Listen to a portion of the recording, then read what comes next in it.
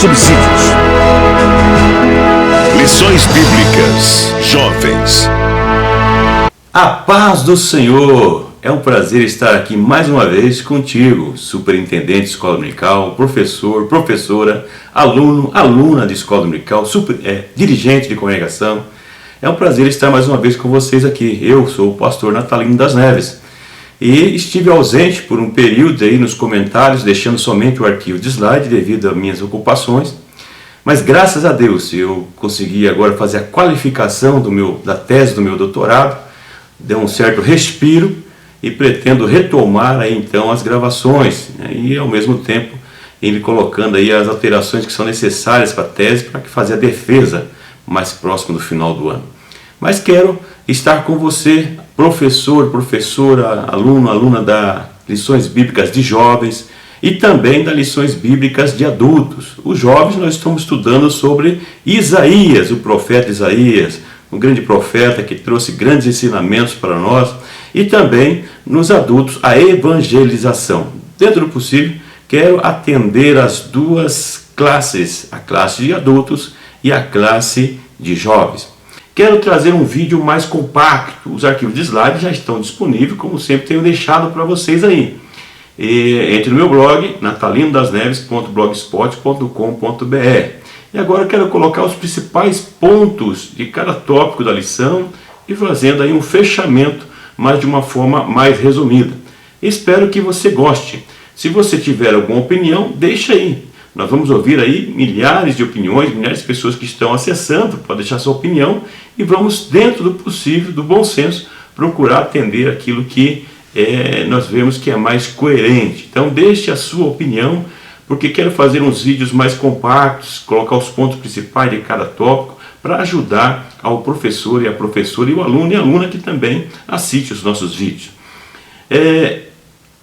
Eu vou deixar praticamente a mesma estrutura que é proposta pelos comentaristas, fazer o possível para deixar a estrutura, não mudar as estruturas, não aumentar muitos comentários adicionais, porque sabemos que existe uma grande dificuldade ao longo do nosso território nacional. Nem todas as pessoas têm uma facilidade de compreender, talvez, um ensinamento um pouco mais aprofundado, mas vou procurar manter aí um meio termo para que as pessoas, em especial aquelas mais longínquas, locais onde não tem acesso à literatura, onde não tem acesso a uma biblioteca, com mais subsídios, então que nós possamos ajudar, em especial essas pessoas que têm mais dificuldade de preparar a sua aula, mas vai servir para todas as pessoas também. Vamos então à lição de jovens.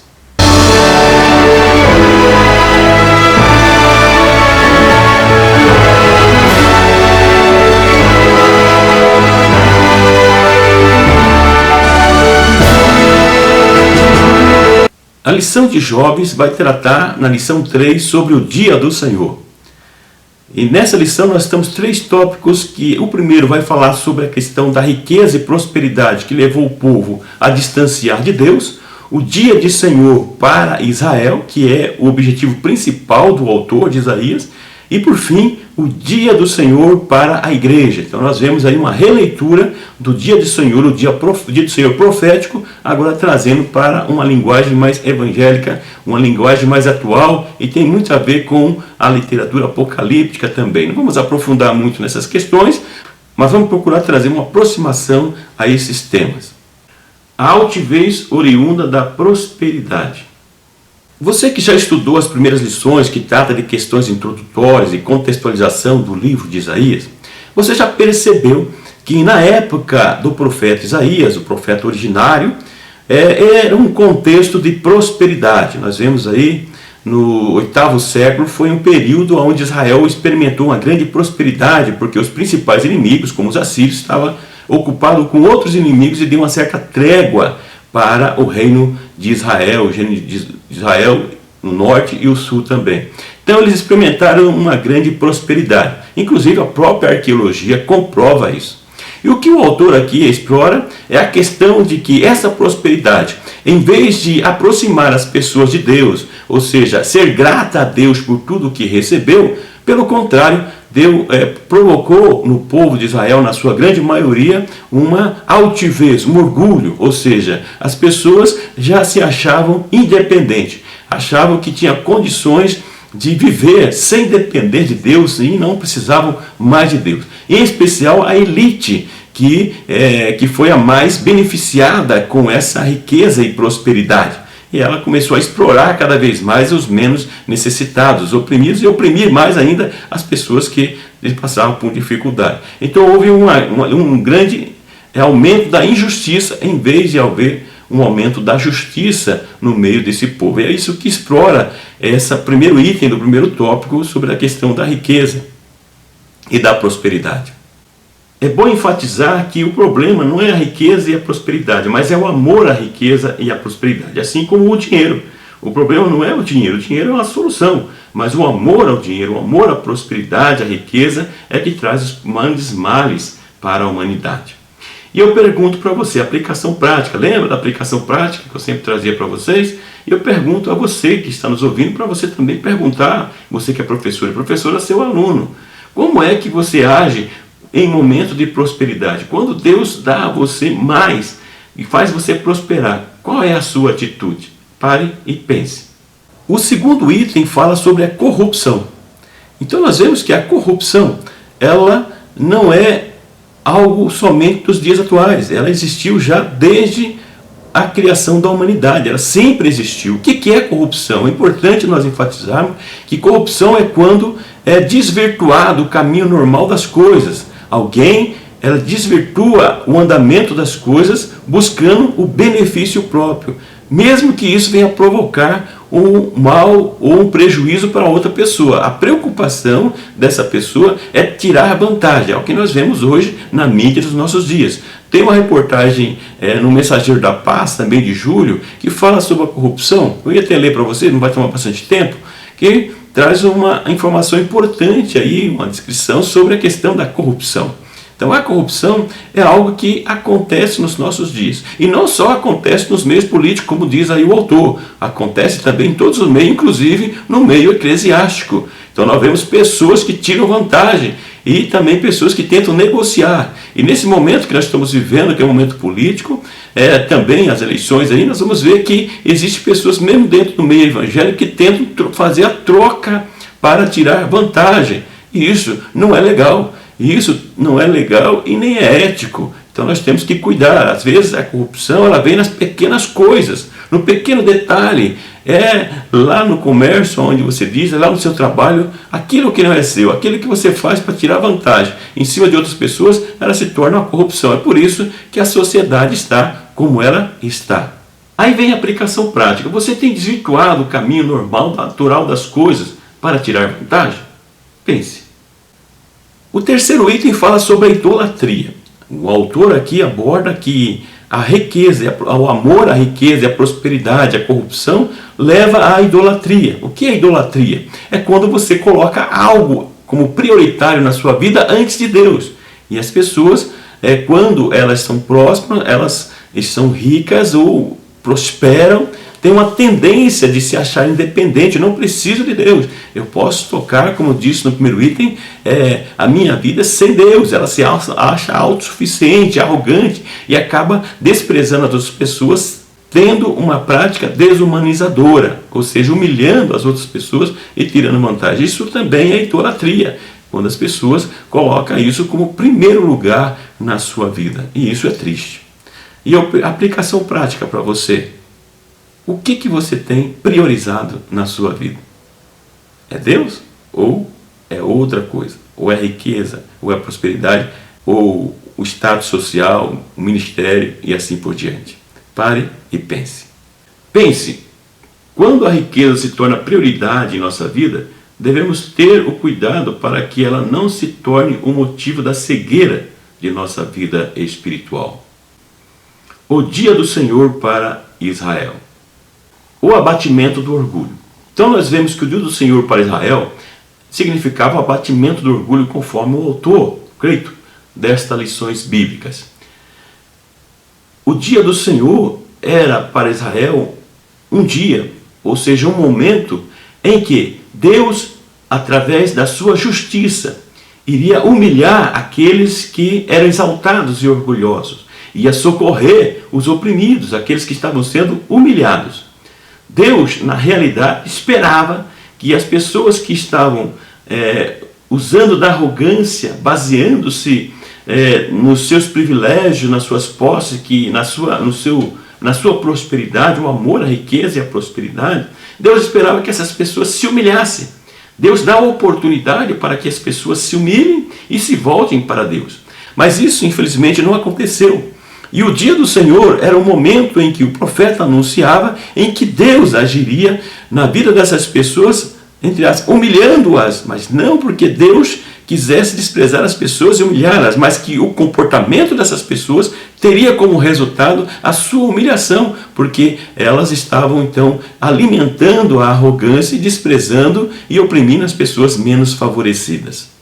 Como a humilhação não veio por vontade própria, então o dia do Senhor vem como um juízo sobre as pessoas injustas e um dia de libertação para as pessoas que eram justas e que eram oprimidas. Aí vem a aplicação prática, eu deixo para você. Como que você tem agido? Com arrogância?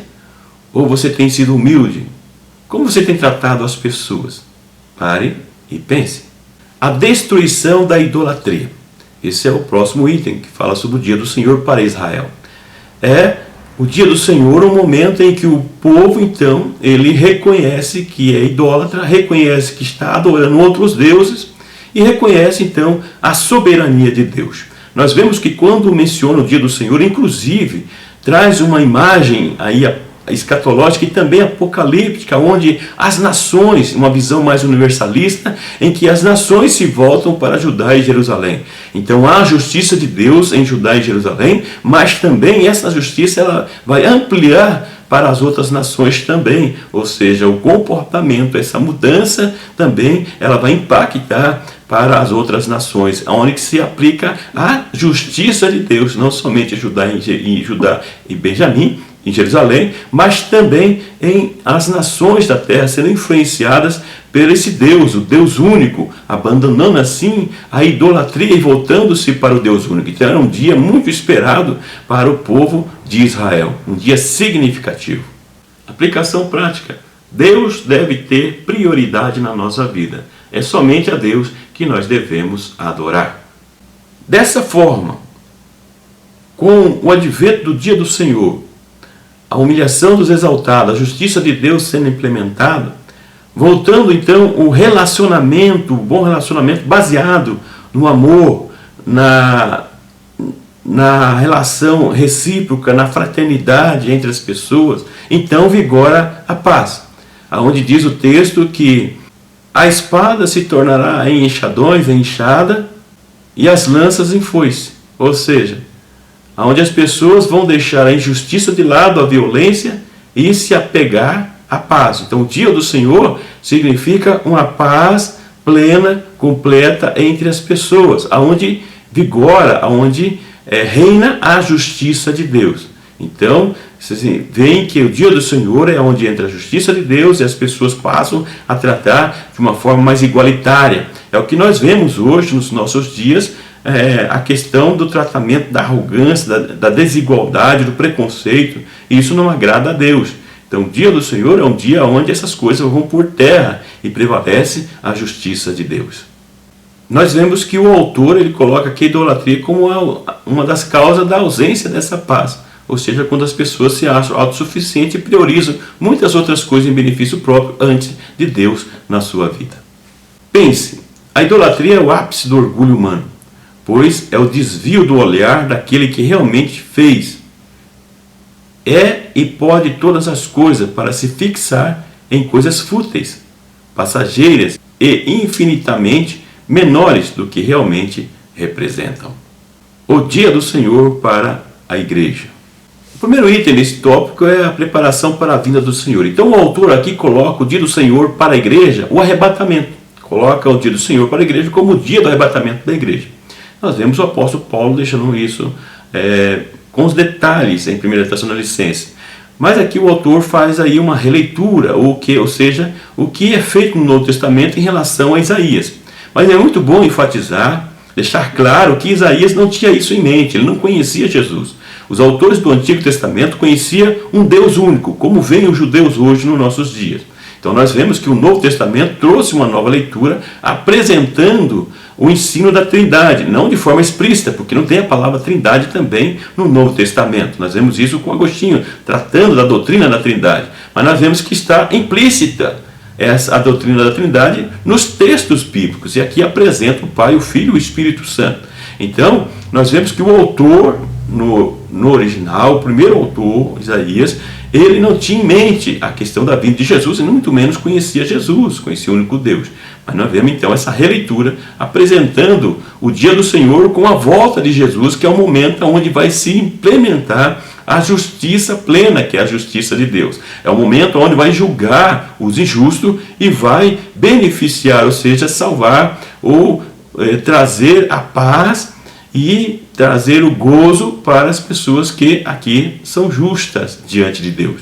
Então nós vemos o dia do Senhor no mesmo molde do Antigo Testamento para Israel, que era a humilhação dos injustos, dos arrogantes, dos idólatras, e a proteção e a salvação para os justos, para aqueles que eram oprimidos e aqueles que tratavam e que buscavam a Deus como prioridade nas suas vidas. Então nós vemos a volta de Jesus também como exemplo disso. E aproveitando para fazer uma releitura para os dias atuais, nós vemos nessa cultura que nós temos do consumismo, onde o ter é mais importante do que o ser, leva as pessoas à idolatria, levando-as a um caminho distante de Deus, dessa forma, deixando as pessoas despreparadas para a volta de Jesus. Por isso, o tema do item é a preparação para a vinda de Jesus. As pessoas devem estar voltadas para Deus e priorizando Deus nas suas vidas. Então, como será esse dia, que é o segundo item? Então, nós vemos que esse dia será de desespero para aqueles que praticam a injustiça, para aqueles que são mal, para as pessoas que não estão incomodadas ou que não dão atenção devida para o Evangelho e para Deus. Mas para os salvos é um momento de glorificação, é um momento de alegria, é um momento de gozo. Como eu já disse anteriormente, em 1 Tessalonicenses 4, especialmente versos 16 e 17, esse contexto nós vemos o apóstolo Paulo trazendo detalhes a respeito da volta de Jesus, que pouco se tem ouvido falar nos nossos dias. Então é o momento você, professor, professora, comentar um pouco sobre como se dará esse arrebatamento com base em 1 Tessalonicenses 4, 16 e 17. E tem outros textos também, como 1 Coríntios 15, assim por diante, que você pode abordar para tratar a respeito da volta de Jesus. Como aplicação prática, eu deixo aí que a prática da justiça deve ser uma constante na vida do cristão. Então você deve analisar se a sua vida, as suas ações refletem realmente uma prática de justiça na sua vida, para que você possa estar preparado para estar com o Senhor nas glórias, ou encontrar o Senhor nos ares. O último item fala sobre atitudes diante do dia do Senhor. Então nós já vimos que o dia do Senhor é tratado aí pelo autor como uma releitura no Novo Testamento do arrebatamento da igreja. Aí vem essa questão de como se dará esse dia, como já vimos, como se preparar. E aqui eu quero abordar sobre eu não lembro agora qual foi esse personagem cristão muito importante, que perguntaram para ele assim: se você soubesse que Jesus voltaria amanhã, o que você mudaria na sua vida? E ele respondeu: nada, não mudaria nada. Eu espero Jesus a qualquer momento. Ou seja, ele vive de uma forma que a prática da justiça é tão constante na sua vida, é tão comum, que ele espera Jesus a qualquer momento, não tem aquele desespero de dizer, vou ter que mudar isso, porque Jesus está voltando. Não, nós temos que viver de forma tal de que estamos aguardando a volta do Senhor, o dia do Senhor na nossa vida, o resgate de Deus na nossa vida a qualquer momento. E nós estamos preparados, ou seja, praticando a justiça, priorizando Deus na nossa vida e não humilhando, e não priorizando o ter, o ser, cargos e muitas outras coisas que são efêmeras na nossa vida como primeiro lugar na nossa vida, mas priorizar a Deus e o seu Evangelho, priorizar uma vida constante de comunhão com Deus. Pense, a vida de Jesus será imprevisível, por isso devemos estar sempre preparados para o dia do Senhor, mediante a perseverança nos caminhos do Evangelho. Considerações finais. Nesta lição, nós aprendemos que devemos ser fiel a Deus independente da prosperidade e riqueza. O dia do Senhor é de paz para os justos e de julgamento para os ímpios e arrogantes. Aprendemos também que o dia do Senhor deve ser aguardado com prazer pela igreja e fazer parte da sua rotina. Fica aí então esse comentário, fica aí essa dica para você sobre o dia do Senhor e a recomendação para que você esteja preparado para qualquer momento estar com o Senhor. Por isso, a importância da prática da justiça. Até a próxima lição, até o próximo vídeo. Que o grande e infinito amor de Deus, que a graça e a paz do nosso Senhor e Salvador Jesus Cristo, que a comunhão e a consolação do Espírito Santo esteja com você hoje e sempre.